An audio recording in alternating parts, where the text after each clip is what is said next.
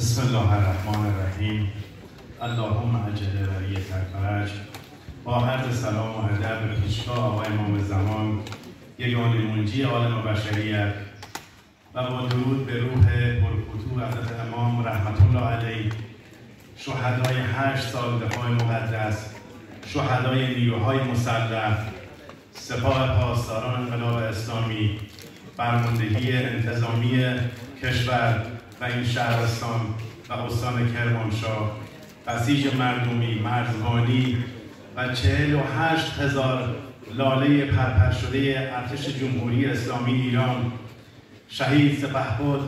علی صیاد شیرازی، سردار دلها شهید حاج قاسم سلیمانی، شهدای مدافع حرم، مدافع امنیت، مدافع سلامت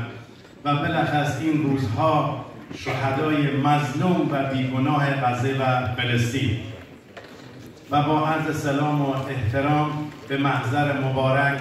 و نورانی فرماندهی معظم کل قوا، مقام معظم رهبری حضرت آیت الله عظمی امام خامنه ای،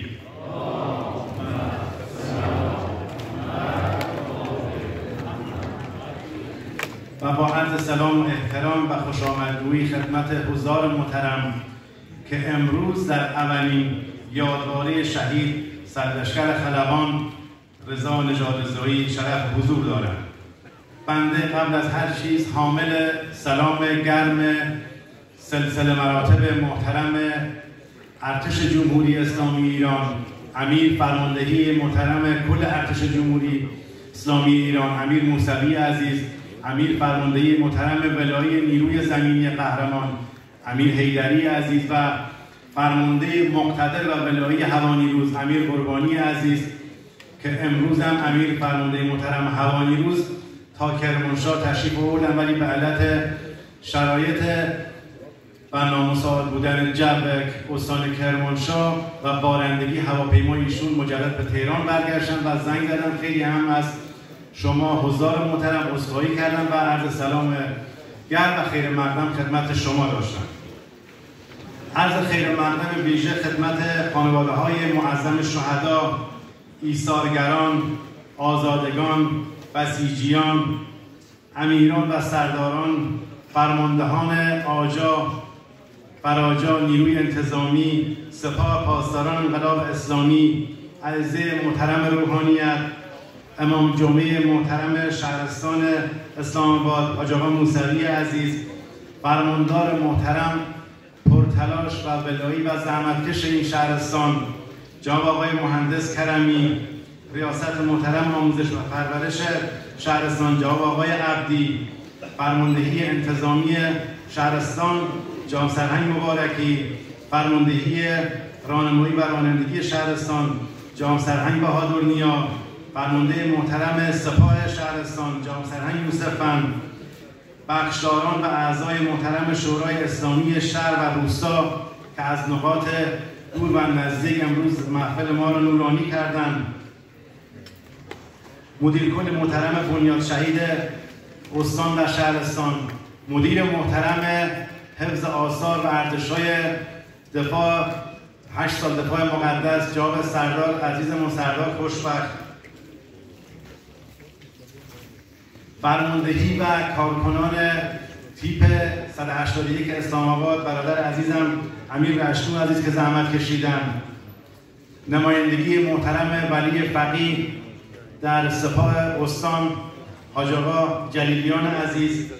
و ریاست و مدیریت محترم عقیدتی سیاسی های قرارگاه منطقه‌ای غرب نزاجا حاج آقا عبداللهی عزیز که امروز هم ما در خدمتش هستیم به عنوان سخنران این جلسه، انشاءالله همه ما استفاده خواهیم کرد.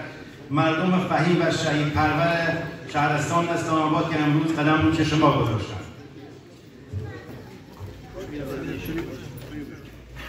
حضرت آقا می‌فرمایند زنده نگه داشتن یاد و خاطره شهدا کمتر از شهادت نیست. هوانیروز ارتش جمهوری اسلامی ایران به کمک مسئولین تلاشگر و زحمتکش این شهرستان عزیز و شهید پرور ما امروز مفتخر هستیم که اولین یادواره شهید سرلشکر خلبان رضا نژادرضایی رو در این محل برگزار کنیم. خدمت رو عرض کنم شهید نژادرضایی یکی از خلبانان و اساتید خلبان برجسته و زبده و شجاع و با تقوای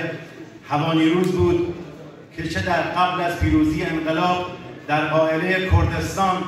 و در آزادسازی پاوه و با شروع جنگ تحمیلی در کنار همپروازی‌های خودش همچون شهید شیرودی، شهید کشوری، شهید سهیلیان، شهید شاورمند به این منطقه شتافتند و جانانه در مقابل رژیم صدام و صدامیان و بحثیان مقابله کردند و در 4 آبان ماه بالگرد کبرای این شهید بزرگوار مورد اصابت گلوله دشمن قرار گرفت و به درجه رفیع شهادت نائل گردیدند. روحش شاد و یادش گرامی.